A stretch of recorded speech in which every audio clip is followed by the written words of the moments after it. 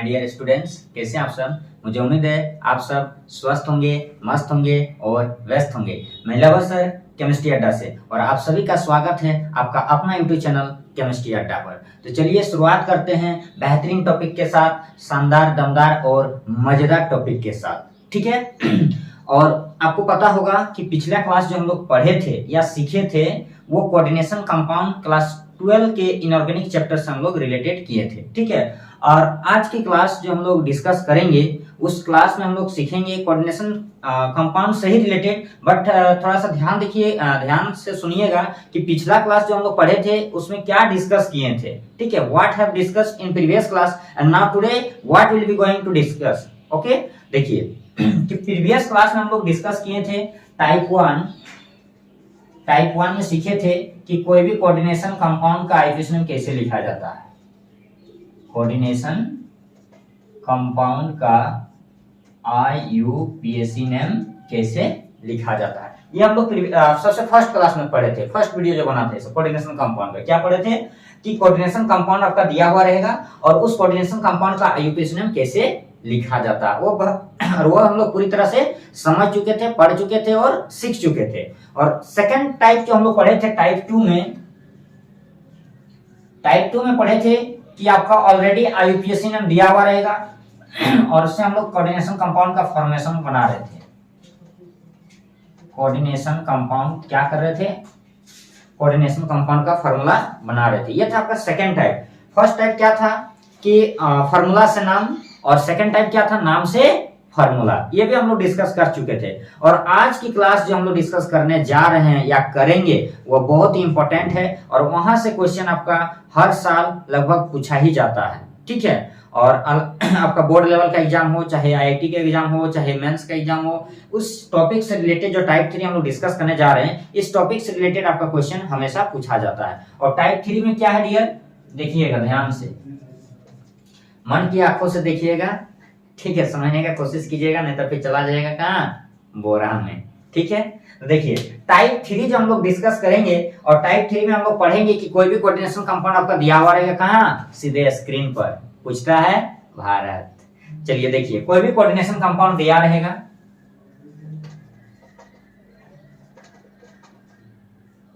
कोई भी coordination compound आपके स्क्रीन पर दिया हुआ रहेगा और इस कोऑर्डिनेशन कंपाउंड का क्या क्या फाइंड करना है, क्या क्या निकालना है, कैसे निकालेंगे, कौन सा फॉर्मूला को यूज करेंगे, उसके बारे में हम लोग क्या करेंगे, आज डिस्कस करेंगे। क्या करेंगे, डिस्कस करेंगे। So my dear students, please listen to me and try to understanding my expression, my language and the concept, okay।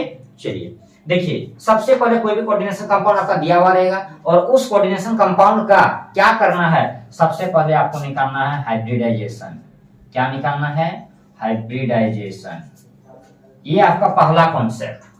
क्या निकालना है आपको, हाइब्रिडाइजेशन निकालना है। सेकेंड क्या निकालना है, शेप निकालना है। क्या निकालना है, शेप निकालना है। थर्ड क्या निकालना है, वो निकालना है आपको कॉम्प्लेक्स। क्या निकालना है, कॉम्प्लेक्स।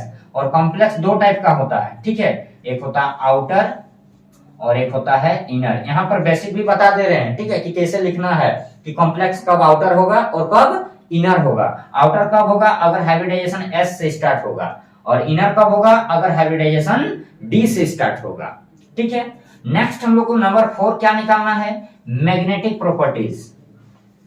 मैग्नेटिक प्रॉपर्टीज, और ये भी मैग्नेटिक प्रॉपर्टी दो टाइप का होता है।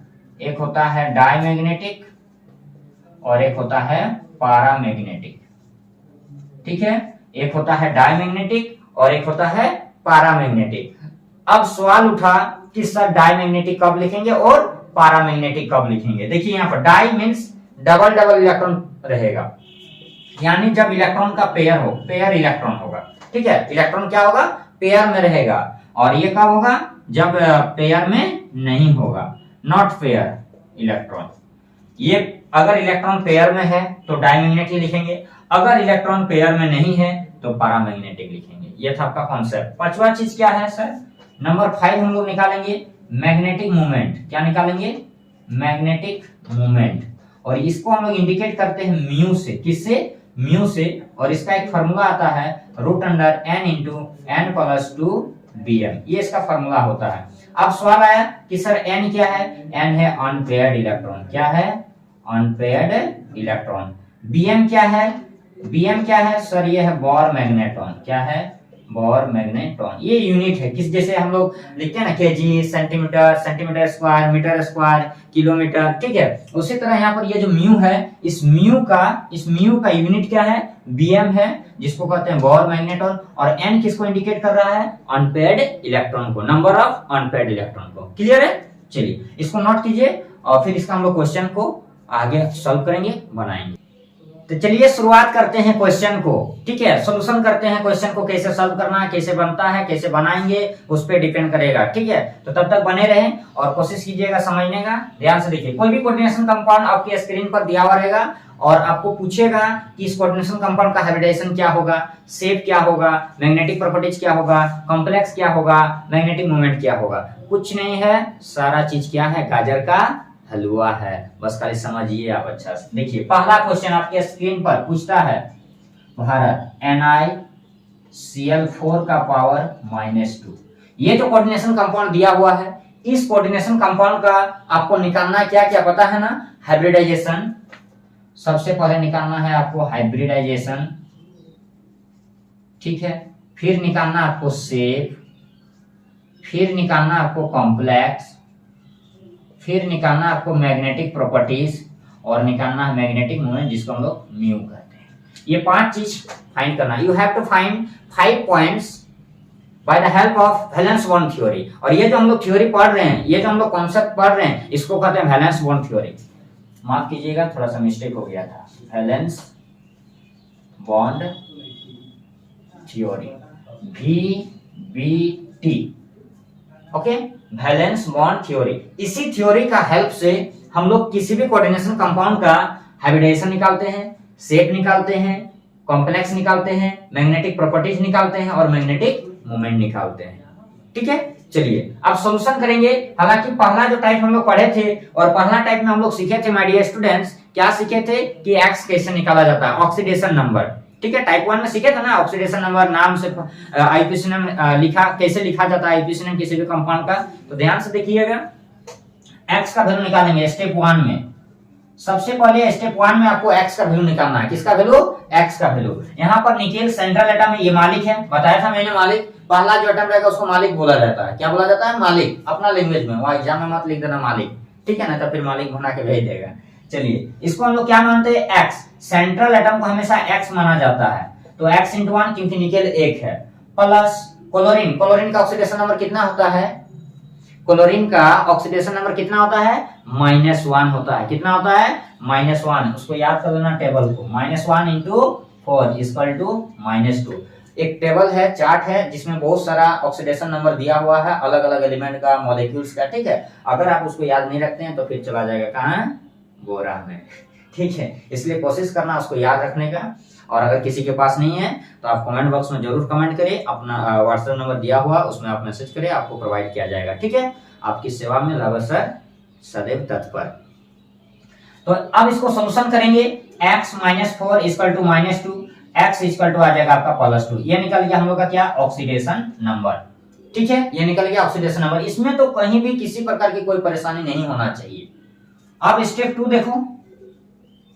अब स्टेप 2 में यहाँ पर मालिक को पकड़ेंगे। किसको पकड़ेंगे?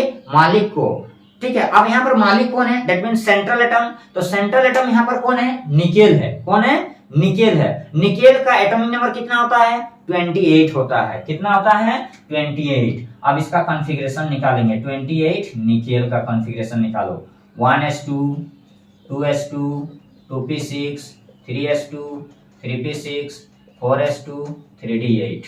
अगर ये किसी को नहीं पता है तो ये वीडियो मत देखो, समझ में एकदम नहीं आएगा। तो तुम चला जाओ, इलेक्ट्रॉनिक कॉन्फ़िगरेशन कैसे लिखा जाता है वो वाला वीडियो देख लो, तो थोड़ा सा यहाँ पर घुसेगा। नहीं तो फिर इसको देखते रहना, ये भी देखते रहेगा, फिर आपस में देखा देखी चलते रहेगा, काम कुछ नहीं होगा, ठीक है। इसलिए अगर ये आपको नहीं पता है, अगर किसी को नहीं पता है, तो आप सबसे पहला काम कीजिए क्या? इलेक्ट्रॉनिक कॉन्फ़िगरेशन सीखिए। और नहीं पता है तो जाकर वीडियो में देखिए electronic configuration, how to write electronic configuration, ये दिया हुआ है, उसमें देखिए, फिर ये सीखिए, तब इसको पढ़िए, ठीक है। नहीं तो फिर वही देखा देखी चलेगा, काम नहीं होगा। अब निकेल का कॉन्फ़िगरेशन निकालें। चलो अब क्या करेंगे, ये जो x का वैल्यू आया, एक एक पॉइंट को समझना, नोट करते चलना। ये जो x का वैल्यू आया, इस वैल्यू को इसके माथा पर बैठा दो। किसके माथा पर? निकेल के माथा पर। +2 लगा दो निकेल पर, +2। अब जैसे +2 लग गया, that means you have to remove 2 electrons. You have to remove 2 electron from last orbit, from last orbit. तो लास्ट ऑर्बिट से क्या करेंगे, 2 इलेक्ट्रॉन को रिमूव करेंगे, हटा देंगे। क्यों? क्योंकि +2 आया। जितना प्लस उतना इलेक्ट्रॉन को हम लोग रिमूव करते हैं, और जितना माइनस उतना ऐड करते हैं। तो रिमूव करना है क्योंकि प्लस है। कितना रिमूव करेंगे? 2 रिमूव करेंगे। और यहाँ पर लास्ट ऑर्बिट कौन है? दैट मींस सबसे बड़ा घर, सबसे बड़ा कौन दिख रहा है? सबसे बड़ा डिजिट कौन है? 3 है कि 4 है? 4 बड़ा डिजिट है, तो 4 से 2 इलेक्ट्रॉन हटा दो। तो जैसे यहाँ से 2 इलेक्ट्रॉन हटा देंगे तो यहाँ पर क्या हो जाएगा? 4s0। अरे होगा कि नहीं? बोलो, होगा ना? चलो तो 4s0। अब जो बचा उसको एज इट इज जैसे के तैसे उतार दो। 1s2, 2s2, 2p6, 3s2, 3p6, 3d8। सिर्फ यहाँ पर चेंज हुआ, 2 इलेक्ट्रॉन हटा, बड़ा डिजिट दैट मींस बड़ा वाला घर से, लास्ट ऑर्बिट से। ठीक है, अब क्या करना, जिसका ये जो 0 हो गया, इसके पास तो एक भी इलेक्ट्रॉन नहीं है, तो उसको ठेल दो उधर। बोलो तुम जाओ अपना कब्जा में। ठीक है, उसको ठेल दिए, अपना साइड दिखा दिए। अब जिस जो पीछे था उसको आगे ले आए। अब इसको उधर भेज दिए और उसको आगे जब ले आएंगे तो अगला स्टेप क्या बन जाएगा? 1s2, 2s2, 2p6, 3s2, 3p6। अब ये आगे आ जाएगा और ये पीछे चला जाएगा। 3d8 और इधर हो जाएगा 4s0। अब 4s0 हुआ, 4 का s0 हुआ, दैट मींस 4 का p भी तो 0 है। अरे होगा कि नहीं? एकदम होगा, ऑटोमेटिक होगा, होना ही होगा कि 4 का जब s सबसे 0 हुआ तो 4 का p भी तो 0 ही ना है, नहीं है मतलब 0 ही है, तो उसको लिख देना 4p0। जब 4 का p 0 है तो 4 का d भी तो 0 है, तो 4 का d भी 0 है। पढ़े ना SPDF। तो जब 4 का s 0 हुआ तो 4 का p भी 0, जब 4 का p 0 हुआ तो 4 का d भी 0 हो गया। अब यहां तक समझ में आया कि नहीं? समझ में आ रहा ना? और नहीं आ रहा, कहीं भी किसी को कोई प्रकार की कोई परेशानी, चिंता, भावना, कष्ट, तकलीफ, ठीक है, तो साझा करो कमेंट बॉक्स में। ठीक है, मोबाइल नंबर से नहीं। चलिए अब देखो यहाँ पर साझा करते हैं हम लोग। यहाँ तक समझ में आ गया, बना भी लिए। अब 0 के बगल में बॉक्स बनाना है आपको, ऑर्बिटल 0 के बगल में, इधर बनाने का कोई आवश्यकता नहीं है। 0 के बगल में d है, d में कितने ऑर्बिटल होते हैं? How many orbital in d subshell? There are 5 orbital. Then you have to draw 5 orbital in d subshell. 1 2 3 4 5। In s subshell 1, in p subshell 3, in d subshell 5। Okay, चलो इतना काम करने के बाद क्या करना, इलेक्ट्रॉन को भरेंगे। यहाँ पर 8 इलेक्ट्रॉन है ना? 8 electron 1 2 3 4 5 6 7 8 according to Hund's rule. किसके अनुसार इलेक्ट्रॉन को भरे? हुन्स रूल के अनुसार भरे, चाचा के अनुसार। ठीक है, चाचा के अनुसार इलेक्ट्रॉन को फिल कर दिए। अब ये जो खाली बॉक्स बचा सर, इसमें क्या करेंगे? उसको दिखाने के लिए लिखे? नहीं, उसमें हम लोग लिगेंड को भरेंगे। यहाँ पर कितना लिगेंड था? स्टाफ। ये तो निकेल हो गया मालिक, निकेल हो गया मालिक, और मालिक के बाद जो रहेगा उसको हम लोग स्टाफ बोलते हैं। तो यहाँ पर के गो स्टाफ है? 4 गो स्टाफ है। के गो स्टाफ है? 4 गो स्टाफ है। That means number of ligands, number of ligands. Central atom is मालिक, मालिक को सेंट्रल एटम कहेंगे, और मालिक के बाद जो स्टाफ रहेगा उसको हम लिगेंड कहेंगे। तो यहाँ पर कितना लिगेंड है? 4 लिगेंड है। कितना लिगेंड है? 4 ligand. There are 4 ligands, okay, and all are chlorine. और चारों का चारों क्या है? क्लोरीन है। तो ये खाली बॉक्स में क्लोरीन को भर दो। 1 2 3 4। 4 क्लोरीन था, 4 लिगेंड था ना, 4 स्टाफ। चारों स्टाफ को हम लोग भर दिए। कहां से कहां तक भराया? यहाँ से लेकर यहाँ तक भराया। उधर तो नहीं ना भराया, उधर मत चल जाना, तो फुट ठेल लगा इधर आ जाएगा वापस, इसलिए उधर जाने की कोशिश मत करना। तो देखो S में 1 है, एक S लिखें, 1s लिखें। S के घर में 1 क्लोरीन आया तो 1s। P के घर में कितने क्लोरीन आया? 3 क्लोरीन आया, तो P3। यही निकल गया हम लोग का हाइब्रिडाइजेशन। इसी को बोला जाता है हाइब्रिडाइजेशन। पहला पॉइंट हम लोग का निकल गया, हाइब्रिडाइजेशन। कितना आसान है, कुछ है? कुछ नहीं, गाजर का हलवा से भी आसान है। ठीक है, चलो सेकंड क्या निकालना था हम लोग को? सेकंड पॉइंट देखो, शेप। क्या निकालना है? शेप, शेप निकालना है। तो शेप यहाँ पर देखो हाइब्रिडाइजेशन से ही शेप निकाला जाता है। वैलेंस बॉन्ड थ्योरी क्या बोलता है कि अगर आपको हाइब्रिडाइजेशन पता है, अगर आपको हाइब्रिडाइजेशन पता है तो शेप बनाने से आपको कोई रोक नहीं सकता। कैसे सर? तो देखो मन की आंखों से देखना। देखो यहाँ पर 3 और 1 कितना हुआ? 4। अरे एस ए गो है और पी के गो है, 3 गो, टोटल कितना हुआ? 4।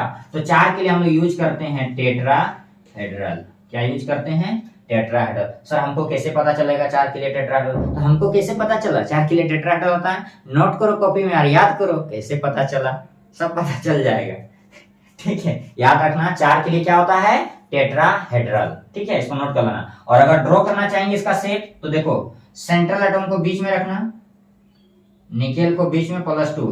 ठीक है, और टेट्राहेड्रल का स्ट्रक्चर कैसे बनेगा देख लो, 1 2 3 और ऊपर एक chlorine, 1 chlorine 2 chlorine 3 chlorine 4 chlorine, ये इसका शेप बना। ठीक है, थर्ड देखो, थर्ड हम लोग निकालते हैं कॉम्प्लेक्स। क्या निकालते हैं? कॉम्प्लेक्स। ये याद हो जाएगा, बनाते बनाते याद हो जाएगा, उतना टेंशन नहीं लेना। ठीक है, ऐसे भी गर्मी का दिन है, ज्यादा टेंशन लेने की आवश्यकता नहीं है।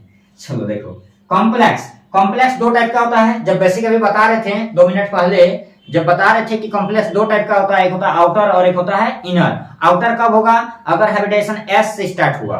ठीक है, एस से स्टार्ट हुआ तो आउटर, और अगर डी से स्टार्ट हुआ तो इनर होता है। तो हम लोग का हाइब्रिडाइजेशन कहां से स्टार्ट हुआ है? एस से। तो एस के लिए आउटर, यहां पर क्या लिखना? आउटर। हो गया, थर्ड निकल गया। 4 क्या निकालना? Magnetic properties. मैग्नेटिक प्रॉपर्टी ध्यान देना। फिर जब बेसिक पढ़ा रहे थे अभी कुछ देर पहले, उसमें बताए थे कि मैग्नेटिक प्रॉपर्टी 2 तरह का होता है, एक डायमैग्नेटिक और एक पैरामैग्नेटिक। अब डायमैग्नेटिक कब होता है? तो जब पेयर इलेक्ट्रॉन रहता है तब। और पैरा कब होता है? जब पेयर नहीं रहता है तब। तो यहाँ पर देखो तो इलेक्ट्रॉन पेयर में है, पेयर में है, पेयर में है, लेकिन ये दोनों पेयर नहीं है। तो जब पेयर में नहीं है तो क्या लिखेंगे? डाई नहीं, पैरामैग्नेटिक। आंसर हो जाएगा पैरामैग्नेटिक। नंबर 5 हम लोग को क्या फाइंड करना? म्यू। इसका एक फार्मूला चमकाए थे, √n/n+2 dm। यही ना था फार्मूला? अरे बोलो यस, ये फार्मूला था म्यू √n/n+2। n किसको रिप्रेजेंट करता है? Number of unpaired electron. n किसको रिप्रेजेंट करता है? नंबर ऑफ अनपेयर इलेक्ट्रॉन, जो पेयर में नहीं है, जो इलेक्ट्रॉन पेयर में नहीं है। तो how many electrons are unpair in this coordination compound? There are 2 electrons unpair. Then you have to put the value of n is 2।